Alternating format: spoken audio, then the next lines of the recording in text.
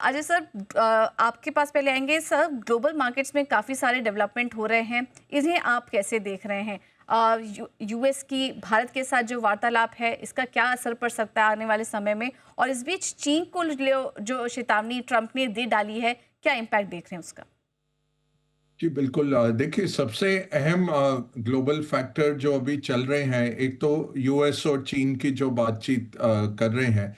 तो Scott Bessent जो उनके वित्त मंत्री हैं, वो थोड़ा मेजर्ड टोन में बात कर रहे हैं। उनके वाइस प्राइम मिनिस्टर से मलेशिया में मिलने भी वाले हैं वो कल। तो उससे काफ़ी होप्स बढ़ गए थे कि यूएस चीन का मसला शायद सुलझ जाएगा और ट्रंप और जी जिनपिंग की बैठक अगले हफ्ते हो जाएगी। एपेक करके जो बैठक है साउथ कोरिया में, वहां पे ट्रंप और जी जिनपिंग दोनों अटेंड कर रहे हैं। और यही उम्मीद थी कि वहां पे इनकी मुलाकात होगी और कुछ करार अनाउंस हो जाएगा कि Trump nearly on a daily basis कुछ ना कुछ नया बात छेड़ देते हैं। लेटेस्ट उन्होंने यही कहा है कि अगर चीन ने 1 नवंबर तक करार नहीं किया तो वो एक्सपोर्ट कंट्रोल्स सॉफ्टवेयर लगा देंगे। तो जिस भी प्रोडक्ट में अमेरिकन सॉफ्टवेयर है वो चीन को एक्सपोर्ट नहीं हो सकता। तो इसमें हो सकता है इलेक्ट्रॉनिक्स हो सकता है कंप्यूटर गुड्स हो, और सबसे बड़ा एविएशन। तो बोइंग का जो डिलीवरी है चीन को वो रुक सकता है। गाड़ियों में कंप्यूटर्स चिप्स रहते हैं, सॉफ्टवेयर रहता है अमेरिकन।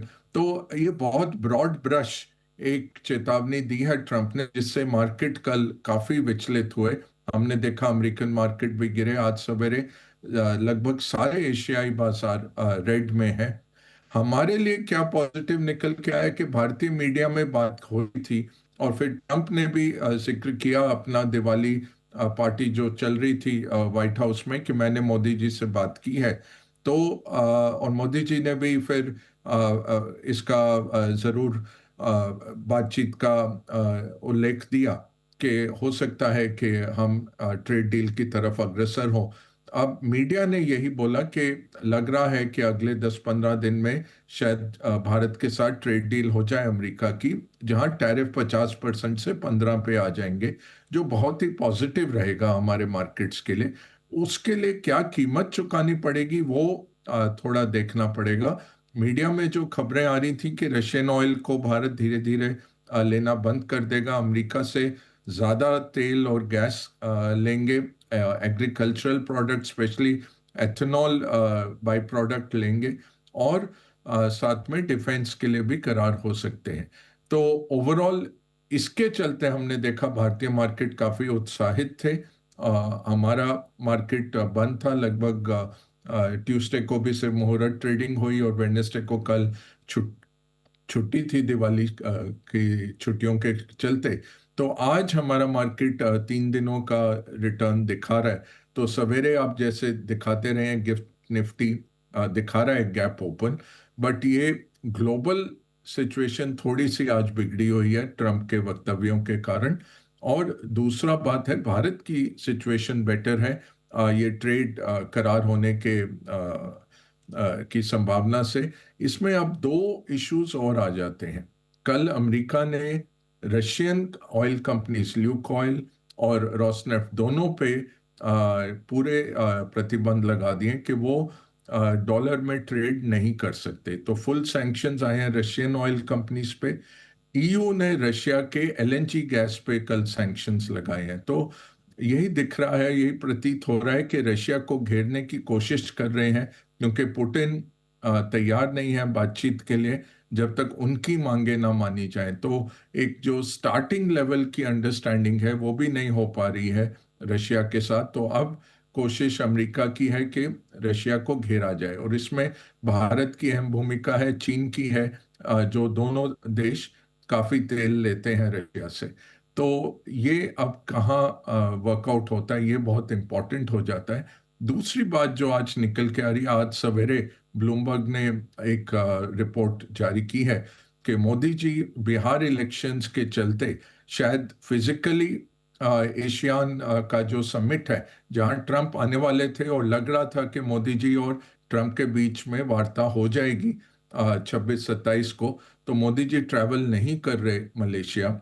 तो अगर इसकी पुष्टिकरण हो जाती है तो थोड़ा सा ये मार्केट के लिए सेटबैक है, क्योंकि बहुत उम्मीदें थी कि फेस टू फेस मीटिंग होगी इनकी पहली बार फरवरी के बाद।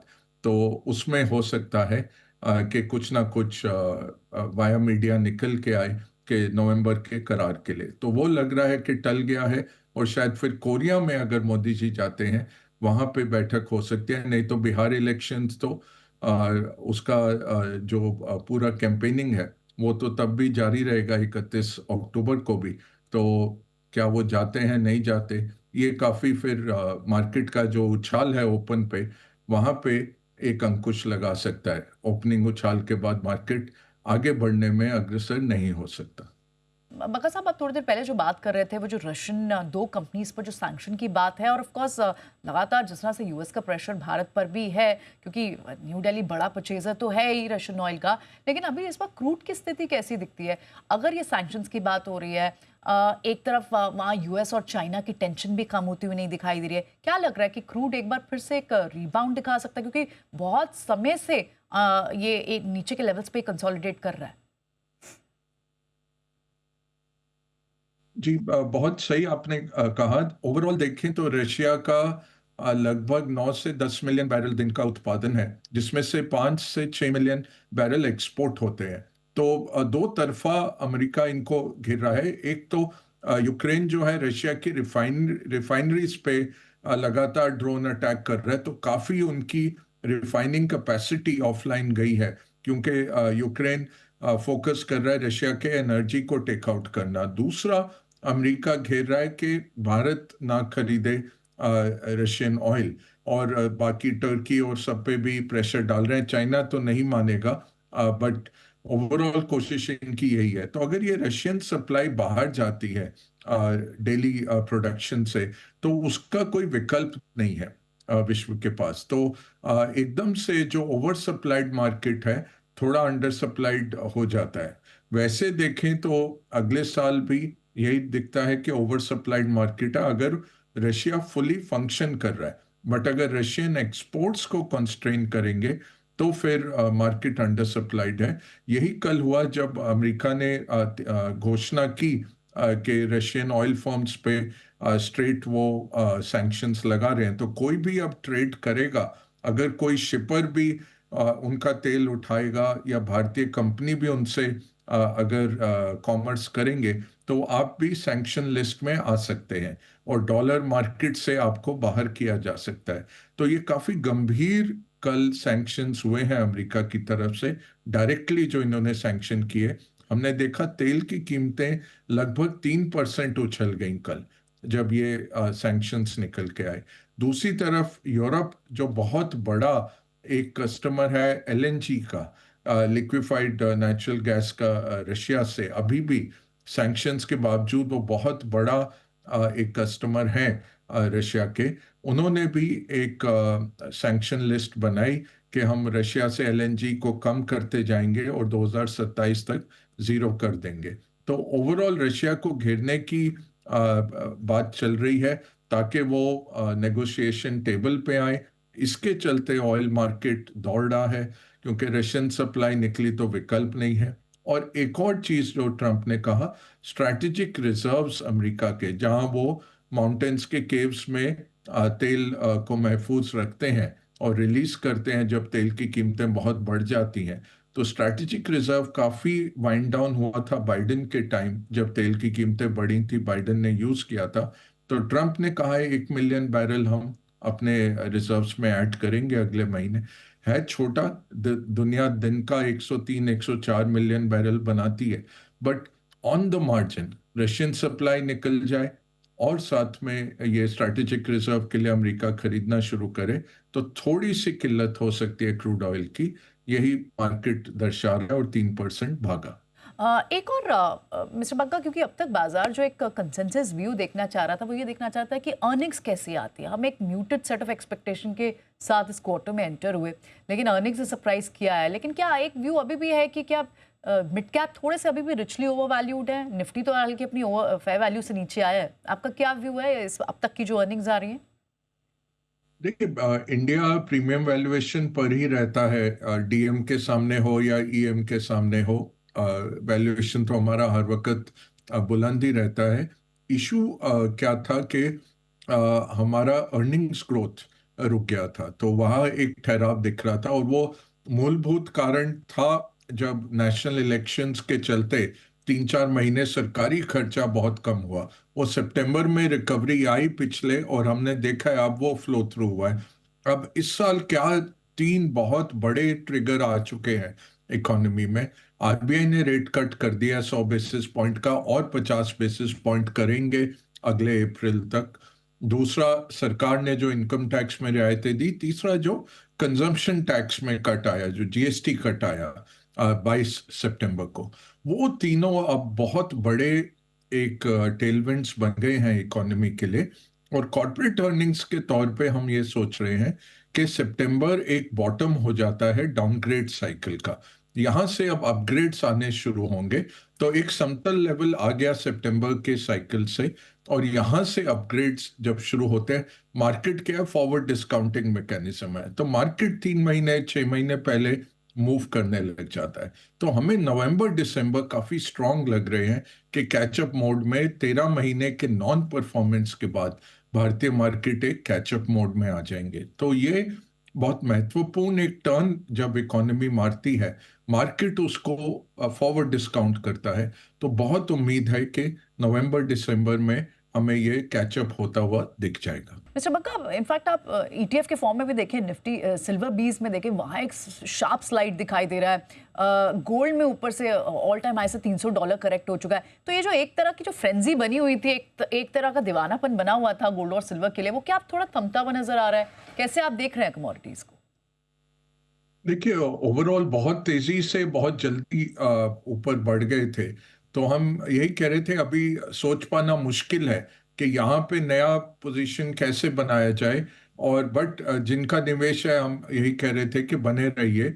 ओवरऑल मल्टीपल ईयर मूव है गोल्ड और सिल्वर का, बट अभी एक ठहराव दिख रहा है। वो पिछले हफ्ते से आता दिख रहा था, वो अभी एक्सेलरेट हुआ है।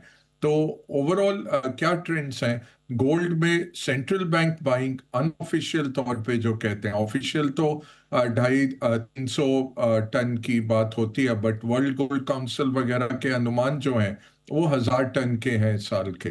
तो ओवरऑल डी डॉलराइजेशन हो, जो वेपनाइज हुआ था एफएक्स रिजर्व्स जिस तरह से रशिया के सीज किए गए थे। तो दुनिया भर में यही होड़ है कि किस तरह से सोना बढ़ाया जाए रिजर्व्स में। ओवरऑल सोना एफएक्स रिजर्व्स में 20% पे आ गया है, और ये सिर्फ डॉलर के पीछे अब रह गया है। 16% एफएक्स रिजर्व्स दुनिया का यूरोस में है, और उसके सामने सोना 20% क्रॉस कर गया। तो ओवरऑल जो ट्रेंड्स हैं सोने के, वो तो बिल्कुल बरकरार हैं। और फिएट करेंसीज डिप्रिशिएट होंगे। यूएस का जो फिजिकल डेफिसिट 6% का चल रहा है, उससे निजात पाने का कोई आसान तरीका दिख नहीं रहा है। थोड़ा बहुत वो कटौती करेंगे एक्सपेंसेस में, बट ज्यादातर तो टैक्स कट जो आने वाले हैं 1 जनवरी से, वो उल्टा और उसका फिजिकल डेफिसिट बढ़ाने वाले हैं। तो सोने में बने रहना है। चांदी सोने के साथ कैचअप ट्रेड था, और वो कैचअप अभी पूरा नहीं हुआ। तो ओवरऑल चांदी चलता है 60% इंडस्ट्री के तौर पे, जहां बहुत उसकी खपत है। ईवीज हो, सोलार हो, बैटरीज हो, इलेक्ट्रॉनिक्स हो, हर जगह चांदी लग रहा है। तो 60% इंडस्ट्रियल है, 40% आप कह सकते हैं सोने का कैचअप ट्रेड है। चांदी में फिजिकल स्क्वीज आ गया था, तो लोग डिलीवर नहीं कर पा रहे थे चांदी। तो हमने देखा एक बहुत जबरदस्त अपमूव आया। और हमारे ईटीएफ भी क्यों बढ़े? क्योंकि जो मार्केट मेकर्स थे वो उपलब्ध नहीं कर पा रहे थे फिजिकल चांदी नए यूनिट्स क्रिएट करने के लिए। जो अंडरलाइंग प्राइस थी 140 150 के सामने, हमने देखा सिल्वर ईटीएफ 170 175 भी पहुंच गए। वो करेक्शन अभी हो गया है। तो वहां से जो फिजिकल चांदी था वो आना शुरू हो गया बाजारों में, और हम देख रहे हैं कि नए यूनिट जरूर बन रहे होंगे। तो सामने से बहुत जबरदस्त करेक्शन हुआ है सिल्वर ईटीएफ में, कहीं गुना ज्यादा, कहीं कहीं ज्यादा जो सिल्वर का वैसे करेक्शन है उससे। सिल्वर लेना है अभी भी होल्ड कर सकते हैं। नया निवेश थोड़ा रुक जाइए।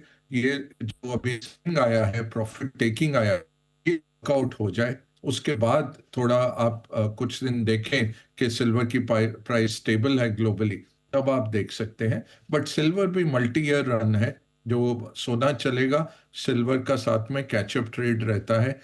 और सिल्वर फिर सोने से बेहतर रिटर्न पूरी साइकिल में देता है। तो ये लेट साइकिल नहीं है, ये अभी भी अर्ली साइकिल है सोने की और चांदी की। ये और बढ़ेगा अगले साल, बट हो सकता है कुछ महीनों का ठहराव आ जाए।